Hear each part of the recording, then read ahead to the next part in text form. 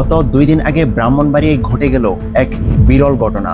এক মাদক বিক্রেতাকে জনসম্মুখে এনে প্রকাশ্যে শাস্তি।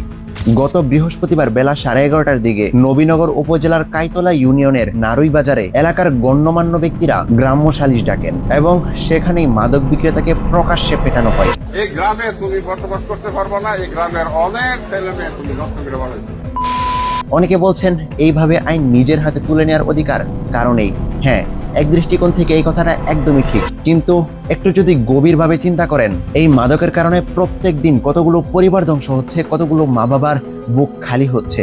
যখন এই মাদক গোটা একটা যুব সমাজকে ধ্বংস করে দেবে, তখন কি এই মানবতা খুব বেশি কাজে আসবে? এটা মানতেই হবে, বাংলাদেশে কোনো ব্যক্তিকে আইনি প্রক্রিয়ার মাধ্যমে শাস্তি দেওয়ার বিষয়টা অত্যন্ত জটিল। অনেক সময় ভিকটিমের হাতে যথেষ্ট প্রমাণ না থাকার কারণে মাদক বিক্রেতা সহজেই ছাড়া পেয়ে যায় এবং জামিনে বাইরে এসে বুক ফুলিয়ে ঘুরে বেড়ায়। অন্যদিকে ধ্বংস হয়ে যায় গোটা একটা পরিবার, গোটা একটা সমাজ। তাই মাদকের ক্ষেত্রে আইনকে আলাদাভাবে আরো সহজতর করতে হবে, যেন ভিকটিমরা সহজেই তাদের অভিযোগ দায়ের করতে পারে এবং সূক্ষ্ম তদন্তের মাধ্যমে আসল অপরাধীকে ধরে দ্রুত শাস্তি দিতে হবে এবং সাধারণ মানুষের সাথে আইনকে আরো কমফোর্ট করতে হবে, যেন আমরা আইনকে শত্রু নয় বন্ধু ভাবতে পারি।